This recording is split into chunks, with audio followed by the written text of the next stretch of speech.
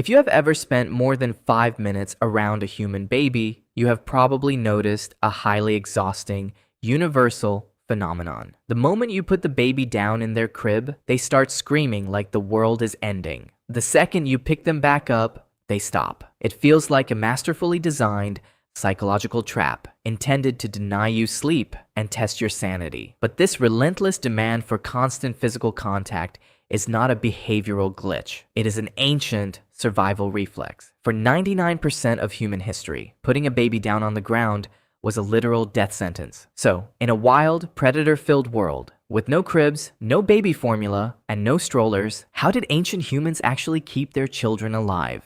To find the answer, we first have to look at why human babies are so uniquely, embarrassingly helpless compared to other animals. When a horse is born, it can stand up and run within an hour. When a baby chimpanzee is born, it can immediately cling tightly to its mother's fur. But a human baby cannot run, cannot cling, and cannot even support the weight of its own head. Biologists call this secondary altriciality. We are born functionally premature. This happened because of a major evolutionary trade-off. We chose to walk on 2 legs, which narrowed the female pelvis, and we chose to grow giant, complex brains. If a human baby stayed in the womb until its brain was fully developed, its head would be too massive to be born safely. So, evolution kicked them out early, leaving human parents with the most fragile, dependent infants on the planet. Because of this extreme helplessness, our ancestors could never put a baby down. Leaving an infant on the ground in the prehistoric African savanna meant they would either freeze from hypothermia,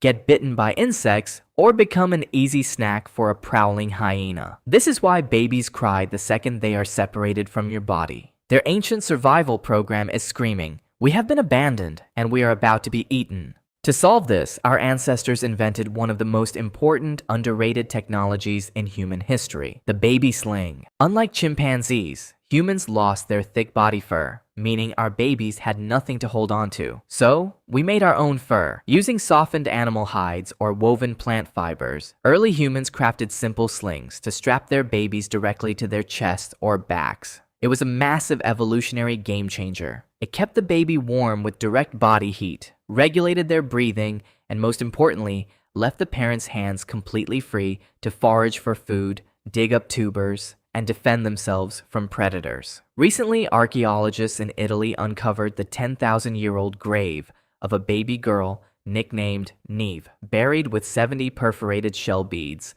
that were likely sewn onto a highly decorated, cherished baby sling. We have been wearing our babies for a very long time. But baby wearing only solved the problem of transport and safety. What about food? Without modern grocery stores, there was no baby formula. Breast milk was the only option, and prehistoric mothers would nurse their infants around the clock for up to 3 or 4 years. But eventually, a baby needs solid food to grow, and the prehistoric menu consisted of tough, fibrous wild tubers and raw meat. Things a baby's tiny, teeth-free digestive system stood absolutely no chance of processing. So our ancestors used a simple, slightly gross, but highly effective biological workaround: pre-chewing. Known scientifically as pre-mastication, mothers or other caregivers would chew up tough meat, roots, or grains in their own mouths, grinding them down into a soft, easily swallowable paste, and feed it directly to the baby. It wasn't just a physical blender,